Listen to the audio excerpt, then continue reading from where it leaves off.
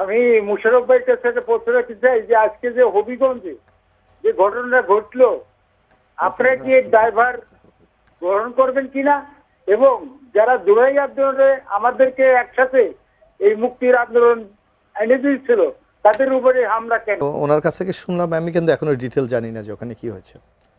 তো এখন আপনাকে লক্ষ্য করতে হবে রাজনৈতিক দলের কিন্তু একটা দায়িত্ব থাকে, সেটা হলো নেতৃত্বের প্রজ্ঞার মাধ্যমে জনগণকে তার যে বক্তব্য সেটাকে উপস্থাপন করা।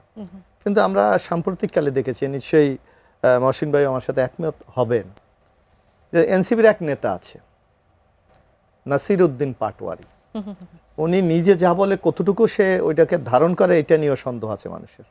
এবং সবসময় উনি একটা দেখে কি বলে একটা মানে একটা মিডিয়ার আলোচনায় উনি থাকতে অভ্যস্ত। এবং উনি কালকে একটি বক্তব্য বলেছে যে তারেক রহমানকে আমরা ক্ষমতা থেকে বিদায় করব। হ্যাঁ, বলতেই পারে, এটা কোনো ব্যাপার না, এটা গণতান্ত্রিক বাংলাদেশ, এটা সে তার বক্তব্য রাখবে। কিন্তু আপনি দেখতে হবে টোনটা কি আর কোন প্রেক্ষাপটে সেই কথা বলছে।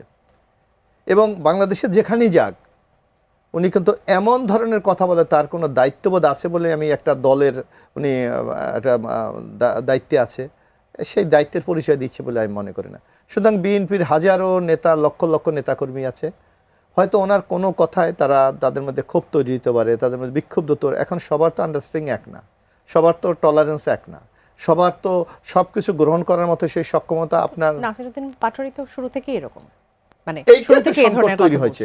এইটা দেখবেন আমাদের সাথে না, এর আগে যশোর গিয়েছে, তাকে জনগণ ধাওয়া দিয়েছে।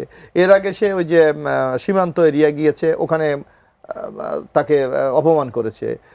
এই কুমিল্লা না কোথায় গিয়েছে, সেখানে করেছে। সুতরাং এইটা তো তার নিজেরই বোঝা উচিত যে জনগণ কি প্রত্যাশা করে, কি শুনতে চায়, সেই অনুসারে যদি তার কার্যক্রমটা সে না করে, তাহলে তো এরকম অবাঞ্ছিত ঘটনা ঘটতেই পারে। সুতরাং এই দায় ওনাকেই নিতে হবে।